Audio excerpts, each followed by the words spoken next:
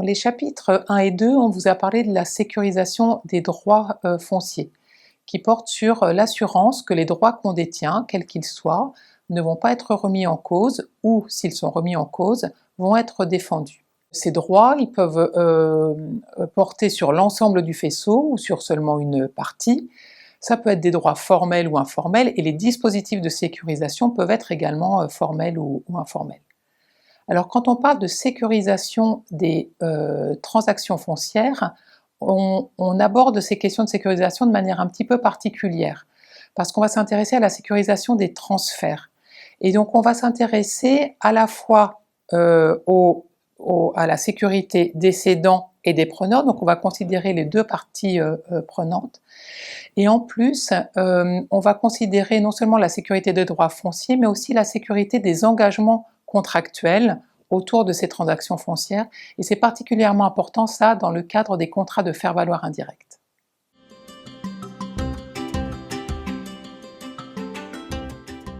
Donc il faut bien distinguer les enjeux du côté des vendeurs et les enjeux du côté des acheteurs. Du côté des vendeurs, il s'agit de s'assurer que le vendeur vend en toute connaissance de cause, qu'il n'est pas forcé ou trompé par l'acheteur, qu'on ne lui impose pas un prix dérisoire pour sa parcelle. Donc ça, c'est un aspect qui est souvent mis en avant dans les discours.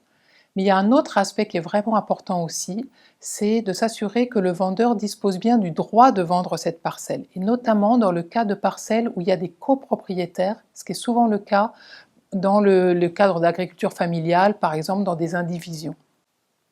Et donc là, il s'agit de s'assurer que le vendeur n'est pas en train de placer ses copropriétaires en situation d'insécurité foncière en vendant la parcelle à leur insu. Du côté des acheteurs, l'enjeu de sécurisation, il porte sur le fait que l'acheteur doit avoir des garanties sur le fait que le vendeur ou ses copropriétaires ou ses héritiers ne viendront pas à l'avenir contester le fait qu'il a bien acheté cette parcelle et que cette parcelle lui appartient désormais. Donc concrètement, comment ces enjeux de sécurisation se traduisent sur le terrain? Ça prend généralement la forme d'une production d'écrits, de documents qui vont attester de la réalité de la transaction, de l'achat-vente. Ces documents, ils peuvent prendre des formes très diverses. Ils peuvent être signés simplement par les parties prenantes, parfois par des témoins, parfois par les copropriétaires, être validés par différentes formes d'autorité, locales ou plus administratives. Ça, c'est des choses qui varient fortement selon les contextes. Dans les contextes où il existe des documents de propriété foncière, titres fonciers, certificats de possession, etc., la forme la plus aboutie pour la sécurisation des achats-ventes, c'est ce qu'on appelle la procédure de mutation, c'est-à-dire qu'il y a un changement de nom sur ces documents de propriété foncière qui vont désormais passer au nom de l'acheteur.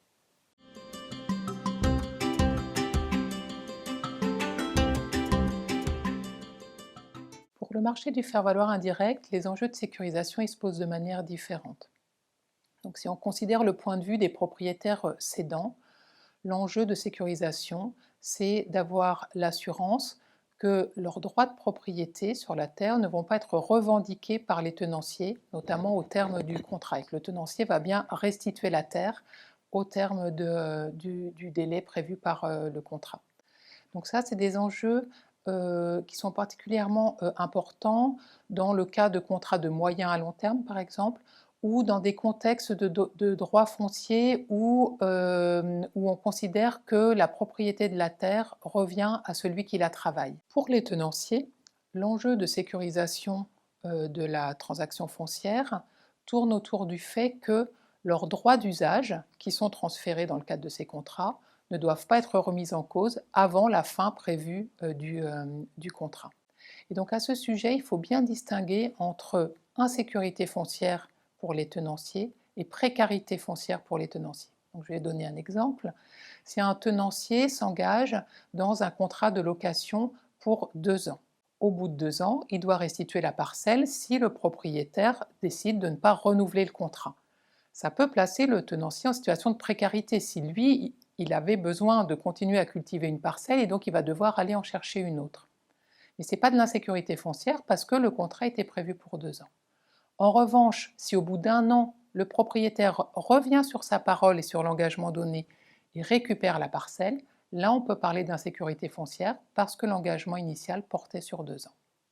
Pour les deux parties, que ce soit le propriétaire ou le tenancier, dans le cas de contrats plus complexes qui impliquent en particulier des partages au moment de la production ou des partages dans la mise en production, un partage des coûts de production, les enjeux de sécurisation, ils portent également sur le respect des engagements mutuels au moment du contrat. Et donc les problèmes de sécurisation peuvent concerner l'une ou l'autre des parties selon les cas de figure.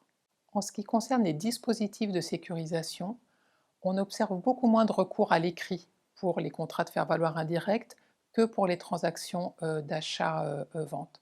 Et lorsqu'il y a des écrits, ce sont des écrits qui sont en général beaucoup moins formalisés, beaucoup moins validés par des autorités, que ce soit des autorités coutumières ou administratives, que pour le marché achat-vente.